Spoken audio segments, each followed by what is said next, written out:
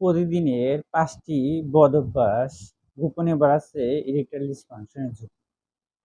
জেনে নিন এর ইরেকটাইল ডিসফাংশন বা উত্থানজনিত সমস্যা শুধু বয়সের কারণে নয়, কিছু বদঅভ্যাসের কারণেও হয়ে থাকে। মনে অজান্তেই কিছু বদঅভ্যাস প্রতিদিন হয়ে যায়। এর কারণে কিন্তু রক্ত সঞ্চালন বা হরমোনাল তারতম্য ঘটে। এর ফলে ইরেকটাইল ডিসফাংশন হয়।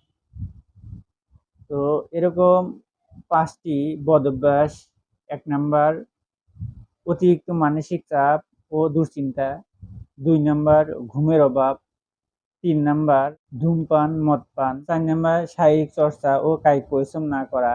এর ফলে ওবেসিটি হয়, এর ফলে ইরেকটাইল ডিসফাংশন হতে পারে। এবং ৫ নাম্বার মোস্ট ইম্পর্টেন্ট কজ বিভিন্ন ধরনের বদঅভ্যাস, যেরকম এক্সট্রা ম্যারিটাল অ্যাফেয়ার্স, মাস্টারবেশন কিংবা পর্নোগ্রাফি। এটা কিন্তু ইরেকটাইল ডিসফাংশনের অন্যতম প্রধান কারণ।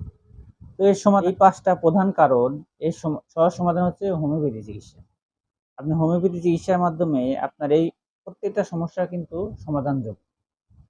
হোমিওপ্যাথি অনেক চমৎকার মেডিসিন আছে, যেরকম অ্যাসিড ফস, সেলেনিয়াম, ডামিয়ানা, পিনাস কিউ কিংবা জেলসিমিয়াম, আর্জেন্টাম নাইট্রিকাম, নাক্সবোম, প্রত্যেকটাই কিন্তু কার্যকরী মেডিসিন। তবে আপনার ক্ষেত্রে কোনটা কার্যকরী সেটা কিন্তু একজন রেজিস্টার অভিজ্ঞ ডাক্তারই বলতে পারে। সো এ ধরনের যদি কোনো সমস্যা থেকে থাকে তাহলে আমাদের সাথে যোগাযোগ করুন। আপনার ক্ষেত্রে কোন মেডিসিনটা প্রযোজ্য, ইনশাআল্লাহ প্রেসক্রাইব করে আপনার সমস্যা অনুযায়ী চিকিৎসা দিব।